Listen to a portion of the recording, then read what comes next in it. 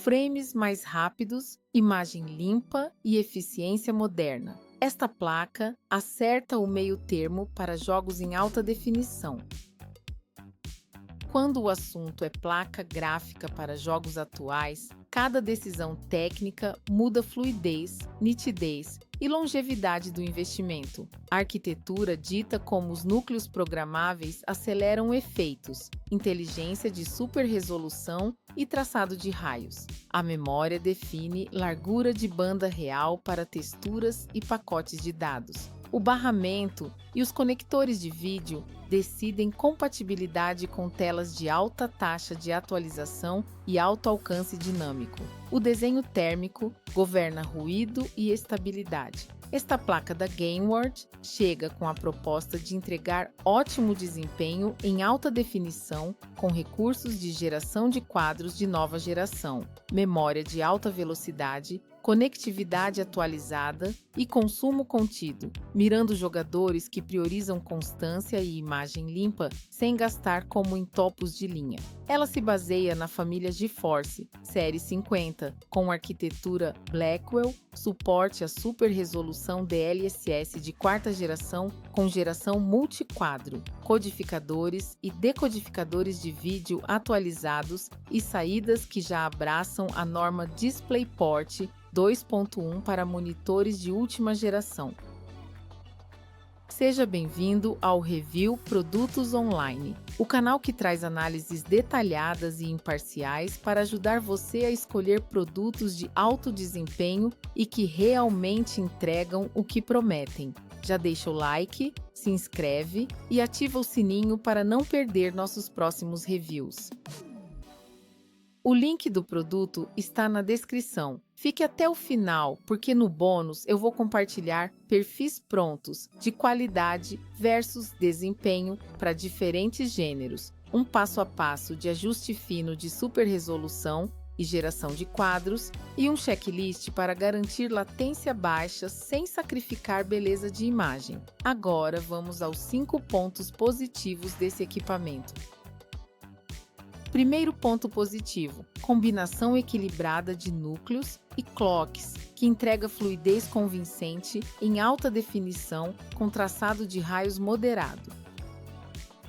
O processador gráfico GB206 chega com pouco menos de 4.000 unidades de sombreamento, 30 núcleos de traçado e 120 núcleos tensores, operando em frequências de impulso perto de 2,5 GHz, número que, somado às otimizações da arquitetura Blackwell, sustenta taxas de quadros estáveis em jogos competitivos e campanhas cinematográficas quando bem casado com a super resolução. Na prática, é um ponto de equilíbrio moderno para quem vem de gerações passadas e quer pular direto para recursos atuais sem chacoalhar a fonte de alimentação ou o gabinete. Segundo ponto positivo: memória de alta velocidade com largura de banda generosa para a classe. 8 GB de memória GDDR7 em barramento de 128 bits, operando a 28 gigabits por segundo, resultam em largura de banda de 448 gigabytes por segundo, suficiente para texturas de qualidade alta em alta definição e para manter estáveis filtros de pós-processamento e pacotes de dados de traçado moderado. É uma configuração enxuta, porém rápida, que favorece jogos competitivos e títulos bem otimizados, com entrega consistente quando combinada a técnicas modernas de reconstrução de imagem. Terceiro ponto positivo: conectividade de vídeo atual com 3 saídas DisplayPort 2.1 e uma saída HDMI 2.1. Isso libera taxas elevadas em alta definição e quadros por segundo muito acima do padrão antigo, além de abrir caminho para telas com alto alcance dinâmico e amostragem de cor completa. Em setups com múltiplos monitores, o alinhamento de especificações facilita a vida e reduz gargalos de cabo. A versão específica da Gainward adota exatamente esse arranjo de saídas, confirmando o foco na compatibilidade com os monitores mais novos. Quarto ponto positivo: eficiência energética sólida e desenho físico amigável a gabinetes compactos. Com alvo térmico oficial por volta de 145 watts na referência e conector único de 8 pinos, a placa conversa bem com fontes de potência moderada e com fluxos de ar de gabinetes padrão, reduzindo exigências de infraestrutura. Versões de parceiros, como os modelos compactos de 2 ventoinhas, mantêm comprimento com pouco mais de 20 centímetros, o que facilita a instalação sem esbarrar em baias e mangueiras. A recomendação típica de fonte na casa de 550 watts nos modelos de parceiros dá folga confortável para processadores comuns e alguns discos. Quinto ponto positivo: recursos de software e codificação atualizados para criação de conteúdo e transmissão.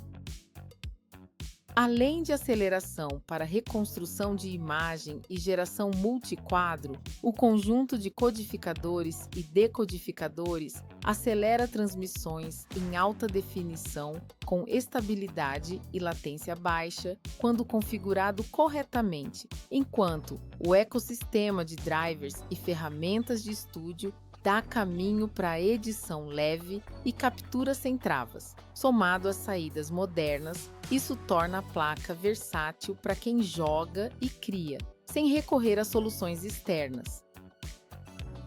Até aqui, a placa equilibra bem a arquitetura moderna, memória veloz, conectividade atual e eficiência elétrica em um formato acessível, entregando quadro limpo e estável em alta definição, com margem para traçado moderado quando assistido por superresolução. É justamente essa soma de recursos que sustenta a longevidade e bom custo por quadro para quem deseja migrar de gerações antigas sem replanejar todo o computador.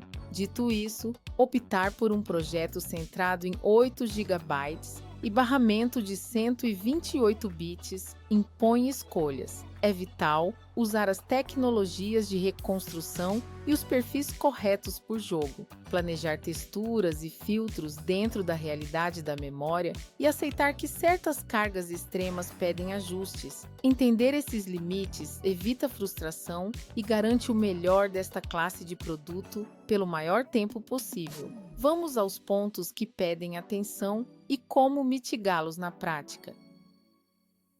Primeiro ponto negativo: 8 GB pedem gestão esperta de texturas em jogos muito pesados.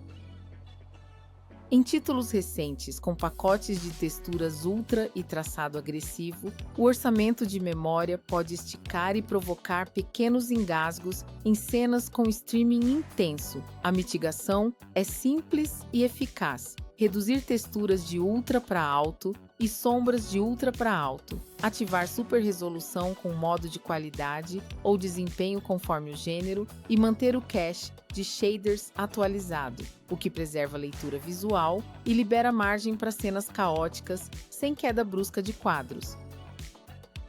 Segundo ponto negativo: barramento de 128 bits exige aproveitar ao máximo a compressão e a reconstrução.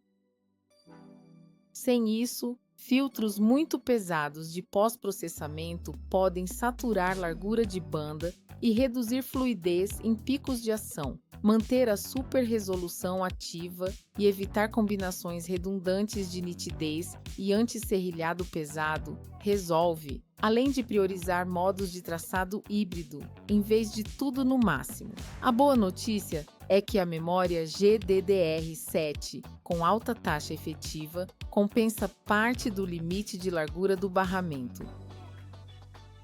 Terceiro ponto negativo: o barramento PCI Express opera em 8 pistas, o que pede cuidado em plataformas antigas com divisão de linhas.